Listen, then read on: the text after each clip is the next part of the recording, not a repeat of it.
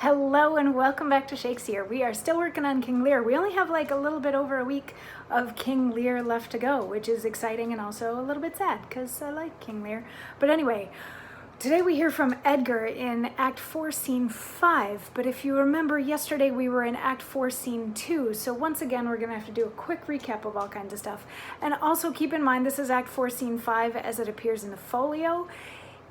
In other versions, there's an Act 4, Scene 3, where Kent encounters a gentleman that he'd sent to Dover, and they find out that the King of France went back to France, so Cordelia is now kind of in charge of the army, and Kent tells that gentleman that Lear is too ashamed of how he treated Cordelia to actually see her, and that's a thing. But that's not a thing in the folio, so we're going to pretend that that doesn't exist, but it does throw the scene numbers off a little bit. So anyway, yesterday we were in 4-2, where we find out that Goneril has the hots for Edmund. She hates her own husband Albany. Cornwall died in the skirmish when he was poking out Gloucester's eyes. Gloucester's eyes are out. He's on the way to Dover. And Edgar, disguised as poor Tom, is leading him to Dover and has gotten to hear Gloucester sort of apologize for treating Edgar badly like 3 times now. Well, twice. But anyway, so Act 4, Scene 3 in the folio takes place in a French camp, and we have Cordelia there, and she's lamenting how crazy her dad has become and talking to a person who's kind of a doctor type person. In other versions they like make him an actual doctor, but in the folio I think he's just called like man or something like that. But he says that really all Lear needs to get better is some rest, so she sends some men out to look for Lear and bring him back so that she can take care of him. And then she also learns that the British army is amassing. She's like, yeah, what do you think we've been prepping for this whole time? Like, bring it. And that's the end of the scene.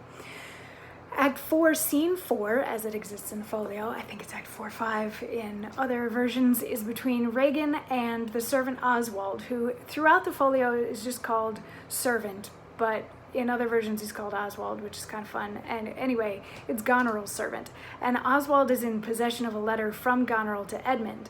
Now, we know that Goneril has the hots for Edmund, but guess what? So does Regan, because this wouldn't be fun without a little infighting between the sisters. So in this scene, Regan is trying to get the letter from Oswald so that she can read it, because she wants to know desperately what's in this letter. And she's kind of verbally abusive and very threatening, and at one point she turns into a pirate. She says, "I speak an understanding. Yar, I know it." So anyway, that's fun. It's always fun when Regan turns into a pirate. But the big takeaways from this scene are that Regan has the hots for Edmund and plans to marry him because now she's a widow, so it's easier for her to marry Edmund than for Goneril to do so, because Goneril still has that pesky husband of her own to deal with. And also that Regan is putting out a reward for whoever kills Gloucester, because she thinks it was a mistake to let him live after his eyes had been poked out, because now not only is he their enemy, but anybody who sees him and feels bad for him is going to be her enemy, their enemy, that kind of a thing. So anyway, that is Act 4, Scene 4 in the folio. So Act 4, Scene 5, which is where we're supposed to be today, I think it's 4-6 in other versions, we have Edgar / poor Tom leading Gloucester to the highest cliff in Dover. Edgar doesn't actually want Gloucester to jump off a cliff, and he knows that that's what the point of going to the top of this cliff is. So he's leading him along, but since Gloucester's blind, he can like mess with him however he wants to. He can make him step over a small hole in the ground and say that they're like walking up things or whatever. And this is often done almost humorfully, funnily in lots of productions where like there isn't really an obstacle, but Edgar will make Gloucester like step over it or step around it or do like all this weird stuff, because Edgar's trying to like fake Gloucester out and make him think that he's taking him to the top of a very high cliff, but really he takes him to the top of a rock that's like this far off the ground or some such thing. And along the way, Gloucester remarks that this poor Tom, because he recognizes that this was like the naked guy that he had seen with Lear before, he's like, "You're speaking a lot better than you used to." And poor Tom is like, no, nothing's changed about me but my clothes. And he's like, "No, you're speaking differently." And Edgar's like, "Come on, sir, here's the place. Stand still. How fearful and dizzy 'tis to cast one eyes so low. The crows and choughs that wing the midway air show scarce so gross as beetles. Halfway down hangs one that gathers samphire. Dreadful trade. Methinks he seems no bigger than his head. The fishermen that walked upon the beach appear like mice, and yon tall anchoring bark diminished to her cock. Her cock, a buoy almost too small for sight. The murmuring surge that on the unnumbered idle pebble chafes cannot be heard so high. Ugh.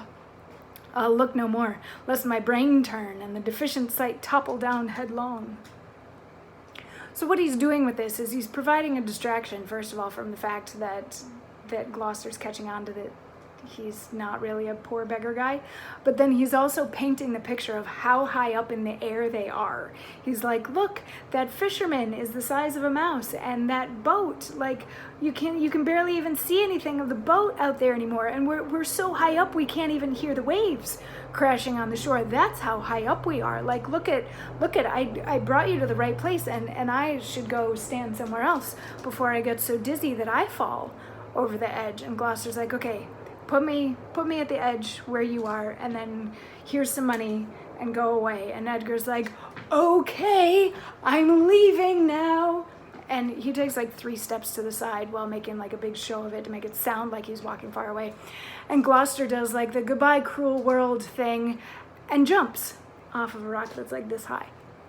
And he falls, and Edgar's like, ooh, that was not good. But then he comes up, and sometimes the actor playing Edgar will put on a different voice here, sometimes he won't, but he comes up and he's like, whoa, sir, are you okay? I just saw you fall from that great big cliff. And Gloucester's like, wait a second, I'm still alive? Did I fall? And he's like, yeah, you fell from all the way up there, and you looked so tiny on the way down, and it's a miracle that you're still alive. Like, how on earth could that have happened? And Gloucester's like, I didn't want to still be alive. This kind of sucks.